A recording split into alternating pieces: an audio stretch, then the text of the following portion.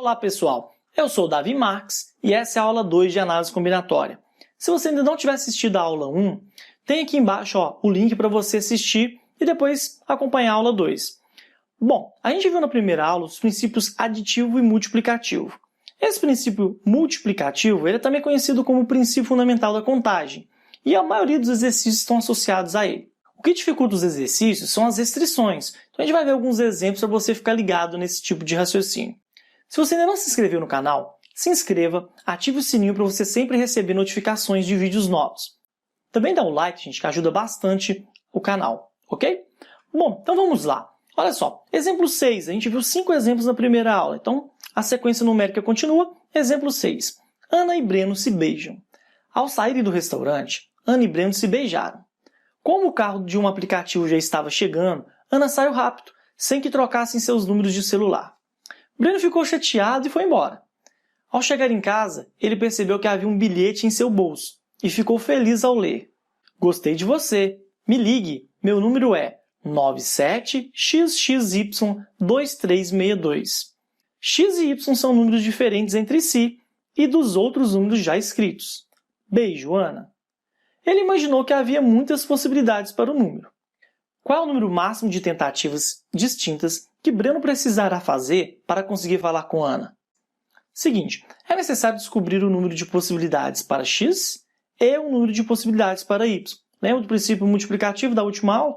Bom, então as possibilidades para cada letra vêm de um mesmo conjunto. O que acontece? Os algarismos disponíveis que a gente tem, escrevi todos ali inicialmente, de 0 a 9, ok?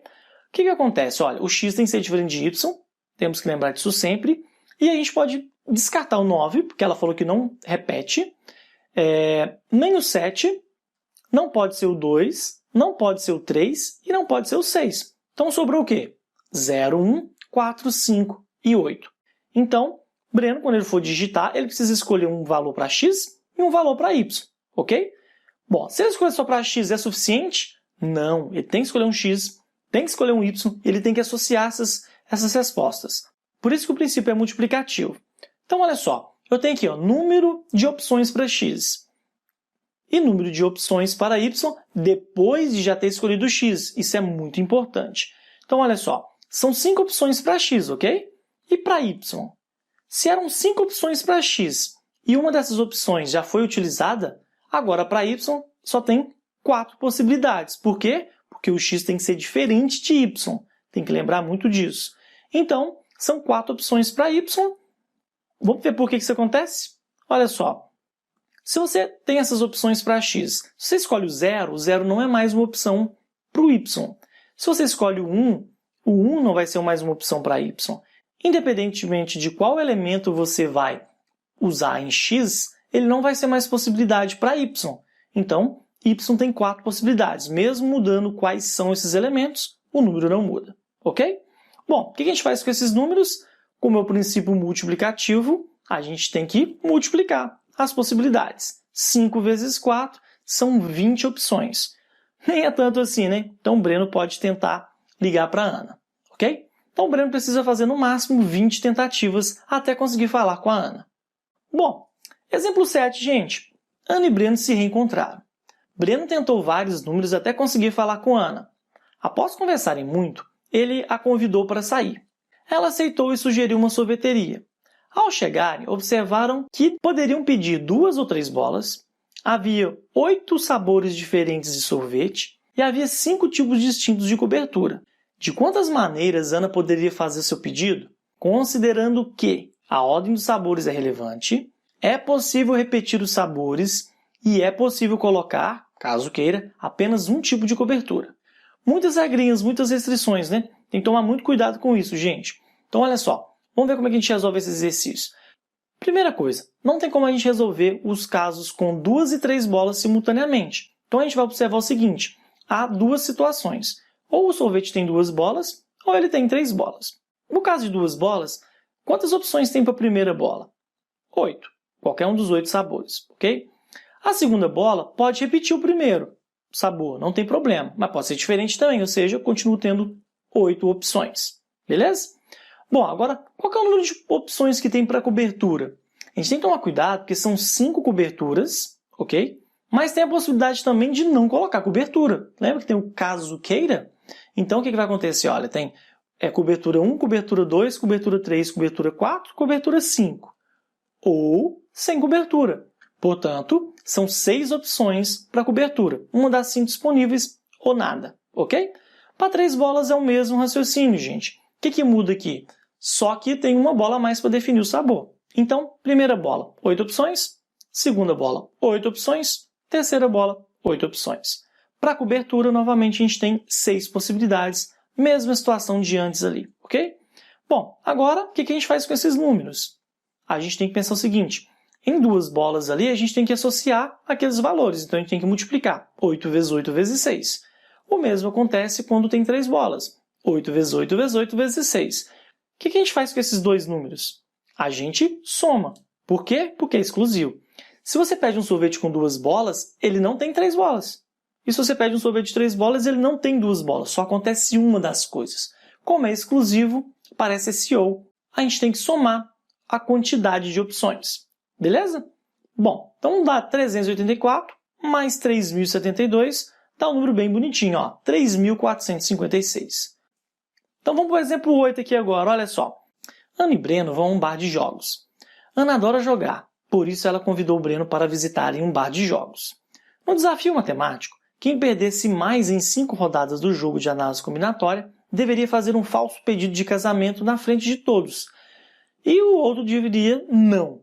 Só para pagar mico, né, gente? Brincadeira deles. Bom, de acordo com a regra do jogo, ganha 1 ponto quem responder primeiro corretamente a pergunta de cada rodada. Se a resposta estiver errada, o adversário ganha 1 ponto. A primeira pergunta era a seguinte: quantas são as maneiras distintas de se marcar o gabarito de uma prova com 8 questões objetivas, cada uma com 5 alternativas? Cada questão deve ter exatamente uma das alternativas marcada. Okay? Então a pessoa não pode deixar nenhuma questão em branco, tem que marcar. O Breno já foi logo respondendo, ó, 390.625. Como que resolve esse tipo de exercício? Percebe que é necessário marcar todas as opções. Caso marque apenas a primeira opção, está resolvido? Olha só, número de opções para a primeira questão são 5. Acabou? O exercício acaba aqui? Não, ainda tem que marcar todos os outros. Então, cada resposta que ele escolher tem que ser associada com as outras. Ok? Por exemplo, você marcou letra B nessa primeira questão, o gabarito não está pronto. Então, ele tem que marcar o segundo gabarito, ok? São 5 opções, e pode marcar letras iguais, se ele quiser, ou diferentes, né? Terceiro, 5 opções, 4 também. Cada uma das questões, ele tem 5 opções para marcar, ok? Então, são 8 questões, a gente vai ter 5, 5, 5 para cada uma delas, ok? O que fazer com esses números? Como eu devo associar, eu tenho que multiplicar essas opções. Então, se eu vou multiplicar, isso aqui dá 5 elevado a 8. Se você quiser fazer essas continhas, você vai perceber que dá realmente aquele número que o Breno falou, 390.625. Então, essa quantidade de maneiras de marcar um gabarito é muito maior do que a gente pode imaginar quando a gente faz uma prova, né, gente? Bom, o Breno fez um pontinho, não é isso? Já ganhou a primeira disputa. E o segundo problema era o seguinte: em uma rua, há 7 casas enfileiradas. Deseja-se pintar cada casa com uma única cor, que deve ser escolhida dentre 11 cores distintas disponíveis. De quantas maneiras diferentes esse conjunto de residências pode ser pintado se casas consecutivas não podem ter a mesma cor? Então, olha, tem uma restrição aí agora, hein, gente? Cada casa tem que ser com uma única cor e ela não pode ser igual à casa que esteja do lado. A Ana respondeu que era 11 milhões. Será que ela acertou? Vamos conferir? Ó, deve-se escolher a cor de todas as casas. Já dá para você entender que se escolher uma cor não é o suficiente. Você precisa associar. Por isso que a gente sabe que a gente tem que multiplicar as possibilidades no final. Bom, então vamos lá. Primeira casa. Quantas opções tem para pintar a primeira casa? Todas as cores estão disponíveis, então 11 opções. Segunda casa. Ela tem restrição, ok? Você não pode pintar ela igual à primeira casa. Você escolheu uma única cor para pintar essa primeira casa. Então, de todas as 11 opções, a única que você não pode pintar é daquela cor igual da primeira casa. Então, são 10 opções. Dado que as 2 primeiras casas já estão pintadas, quantas opções a gente tem para a terceira casa? Lembra que a restrição é não ser igual ao vizinho. Então, significa que a terceira casa ela não pode ter a mesma cor que a segunda. Ok? Tem que ser diferente da segunda. Então, quantas opções ela tem? 10. A quarta casa ela não pode ter a cor igual à da terceira. Então, de novo, só tem uma restrição. Das 11 possibilidades, só não pode uma. 10, ok? Bom, aí você pode perguntar o seguinte, mas essa casa, a quarta casa, ela não pode ter a cor igual à da quinta casa. Só que a quinta não foi pintada ainda, então não tenho essa restrição ainda. Você não precisa me preocupar com isso. Só com as casas que já foram pintadas, beleza? E a gente vai fazendo esse mesmo raciocínio para todas as outras casas. Cada casa não pode ter uma cor igual à anterior, então sempre eu vou ter 10 possibilidades. A única restrição é a casa anterior. Bom, 7 casas para serem pintadas, tenho essas possibilidades. De novo, tenho que associar todos esses casos, eu tenho que multiplicar. Ao multiplicar isso tudo, que número que dá? 11 milhões. Exatamente igual Ana marcou. Exemplo 10. Último da aula de hoje, gente. Breno está com medo de perder. Olha só, hein? Vai pagar mico lá, né? Ana ganhou a segunda rodada e a disputa ficou empatada, 1-1. A terceira carta perguntava: quantos números ímpares de 4 algarismos distintos podemos formar tendo disponíveis os algarismos 0, 2, 3, 4, 6, 7 e 9? O Breno estava lá meio na dúvida, mas ele falou, vou logo respondendo. Então ele já respondeu que seria 300. Será que é só isso?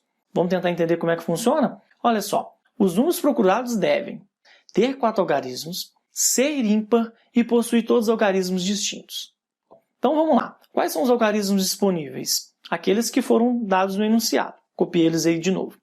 Quais desses algarismos são ímpares? A gente tem o 3, o 7 e o 9. Quantidade de algarismos disponível para a casa de unidade de milhar. Porque lembra que são 4 algarismos? Então, o primeiro deles ali vai ser unidade de milhar.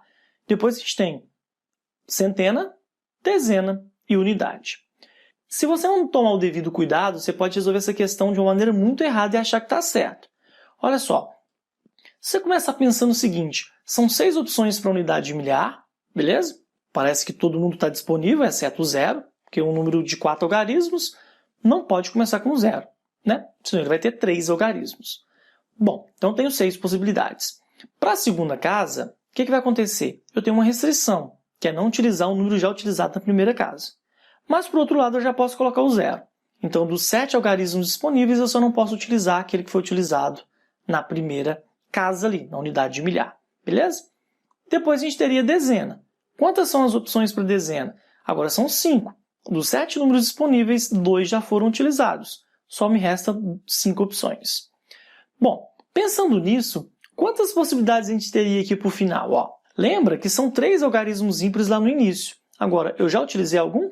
Quantas opções eu ainda tenho? Eu tenho 3? Tenho 2 opções? Uma? Nenhuma? Não tem como eu saber, concorda? Então eu não posso garantir que o número vai ser ímpar porque eu não sei quantas possibilidades eu tenho. Beleza? Então significa que essa resolução ela não é um método bom. Por quê? Porque ela não consegue me dar aquilo que eu quero, que é o número de casos bacanas aí. Beleza, gente? Bom, como que a gente resolve então? A gente tem que tomar cuidado com as restrições. Se não deu certo começar pela casa da esquerda, vamos começar pela casa da direita. Vamos garantir que o número é ímpar. Se ele tem que ser ímpar, quantas opções a gente tem de ímpar? 3. Ou é o algarismo 3, ou é o algarismo 7, ou é o algarismo 9. Depois a gente pode ir lá para o início, né? Porque a gente tem restrição também do 0. Então a gente tem que tomar cuidado para não utilizar ele. Então, se o primeiro algarismo não pode ser 0, e também não pode ser o último que já foi utilizado, significa então que tem quantas opções? 5, ok? Então do 7, agora tem 5. Bom, para a segunda casa das centenas, eu não tenho mais restrições novas. Eu só tenho a restrição de não utilizar números já utilizados antes. Então eu tenho 7 algarismos disponíveis, já utilizei 2, significa então que eu tenho 5, ok? Disponíveis. E por último aqui, a casa da dezena, eu tenho quantas possibilidades? Eu posso utilizar todos, exceto os 3 já utilizados. Portanto, eu tenho 4 opções. O que eu faço com esses números? Então, eu tenho que multiplicar. Eu tenho que associar esses casos. Beleza? Fazendo essas continhas, dá 300. Então, o Breno mesmo não tendo muita certeza, ele acertou. Bom, a aula de hoje termina por aqui, gente. Espero que essas ideias tenham ajudado vocês. Como que vai ficar essa disputa entre Ana e Breno? Não percam a próxima aula. A gente vai ver esses casos e também a gente vai ter uma ideia geral de como funciona o fatorial.